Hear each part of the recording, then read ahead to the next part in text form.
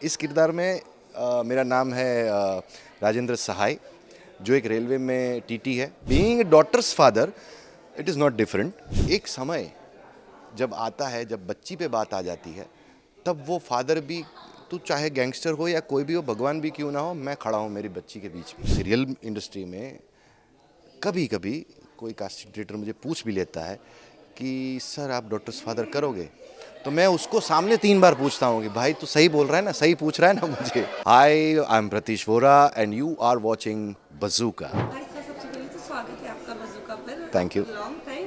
But कैसे हैं आप? बढ़िया बढ़िया, एकदम बढ़िया। अच्छा काम चल रहा है, सबसे ज़्यादा बढ़िया। सबसे पहले तो कॉन्ग्रेचुलेशन शो के लिए। थैंक क्या यू। कहना चाहेंगे और किस तरीके से किरदार आप प्ले कर रहे हैं? क्या है आपके किरदार का नाम, उसके बारे में बताइए। एज़ यूजुअल पिछले 9 सीरियल से सब लोग जानते ही है मुझे, बेटी के बाप में वो मैं छप चुका हूँ, लेकिन मुझे भी मज़ा आता है। इस किरदार में मेरा नाम है राजेंद्र सहाय, जो एक रेलवे में टीटी है, टिकट चेकर है। वेरी ऑनेस्ट पर्सन, और कभी भी उसने कोई गलत काम नहीं किया है, बहुत ईमानदार है, और वही उसकी पहचान है। बट सर जब हम एक फादर का रोल करते हैं, काफ़ी फादर का ऐसा रोल है ना जो हमें बहुत ज़्यादा अटैच कर देते जी जी जी। हैं। जब ये रोल आप कर रहे थे, इसमें ये रोल आपका कितना डिफरेंट और बाकी शो से कितना डिफरेंट है? ऑनेस्टली बताऊं तो ये किरदार, being daughter's father, it is not different. But हाँ, ये जो ओवर कैरिंग है, थोड़ा ऐसा है कि नहीं नहीं नहीं नहीं नहीं ऐसा, क्योंकि वो लोग ऐसे शहर में रहते हैं, ऐसी जगह पर रहते हैं जहाँ पे गैंगस्टर्स वगैरह बहुत कॉमन है। तो इस चीज़ को लेके वो बाप बहुत अपने बच्चों को प्रोटेक्ट करता है। लेकिन एक समय जब आता है, जब बच्ची पे बात आ जाती है, तब वो फादर भी, तू चाहे गैंगस्टर हो या कोई भी हो, भगवान भी क्यों ना हो, मैं खड़ा हूँ मेरी बच्ची के बीच में। तो ही इज़ वेरी प्रोटेक्टिव, मतलब पूरा शेड चेंज हो जाता है। वो भी आपको शायद देखने को मिलेगा आगे। तो हाँ, केयरिंग है, ज़िम्मेदार है, और बहुत होमली पर्सन है। और उसके बच्चे हैं, वो पढ़े लिखे हैं, अच्छा काम करना चाहते हैं, कर भी रहे हैं। सो उसको बहुत सपोर्ट करता है। So this is my character. Sir अभी थोड़े टाइम पहले आप काफ़ी इमोशनल हो गए थे, तो बहुत ज़्यादा हमें भी अच्छा लग रहा था। क्या कहना चाहोगे आप? व्हाट यू हैव टू से? वो जो इंसिडेंट हुआ हाँ, काफ़ी हार्ट ब्रेकिंग था वो आपके लिए। हाँ, जी जी जी, वो इंसिडेंट्स मेरा ऐसा है कि मेरी जहन से कभी नहीं जाता, इनफेक्ट कभी नहीं जाएगा। बट हाँ, वो इंसिडेंट्स मेरी लाइफ से जुड़ा हुआ है। और ऑनेस्टली बताऊँ, मैं रिपीट जब भी करता हूँ इस चीज़ को, किसी को बताता हूँ या कोई मुझे पूछता है, तो वो दृश्य जो होता है, जो था, वो उस टाइम पे जो दृश्य था, वो 4 घंटे के लिए, starting from home to hospital और व्हाट्सएवर, वो आज भी जहन से नहीं जाता। मैं जब बोलता हूँ तो मेरे रोंगटे खड़े हो जाते हैं।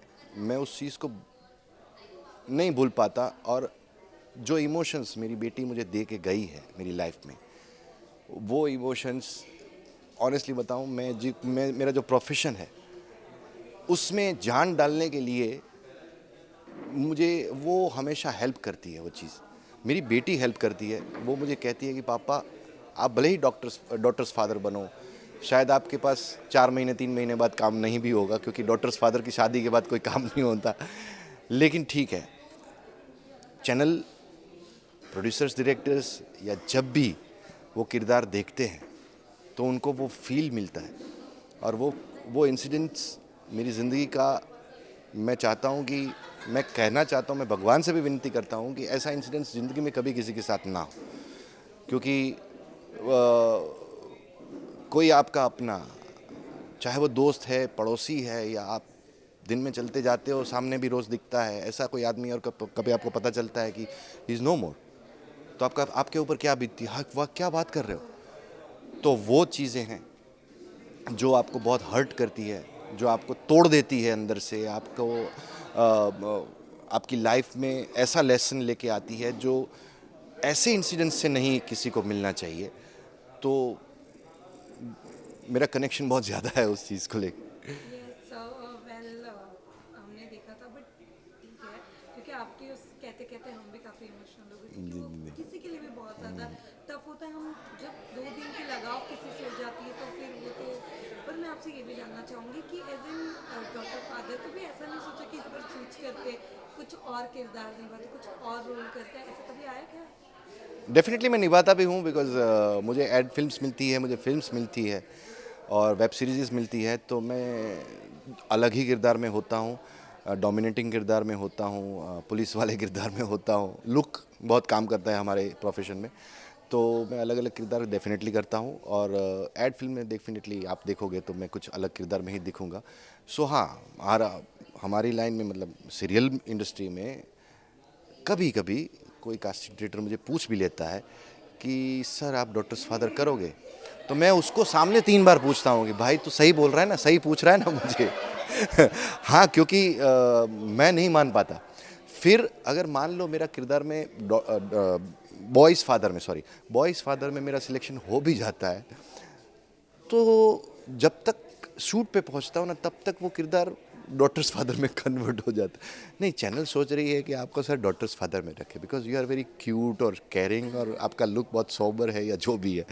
सो दिस इज़ प्रोसेस, उसमें कुछ नहीं हो सकता। यस, तो लास्टली अपने ऑडियंस और फैंस को क्या मैसेज देना मैं अपने ऑडियंस और फैंस को मैसेज तो यही देना चाहूँगा कि इतने सालों से आपने मुझे जो भी प्यार, जितना भी प्यार मेरे किरदार को मुझे पर्सनली भी सोशल मीडिया पे मैं देख पाता हूँ दे रहे हैं, वो प्यार मेरा बरकरार रखिएगा। मेरी सीरियल के ऊपर आपका प्यार, आपके ब्लेसिंग्स रखिएगा, देखिएगा और सबको बोलिएगा भी कि ये सीरियल देखिए।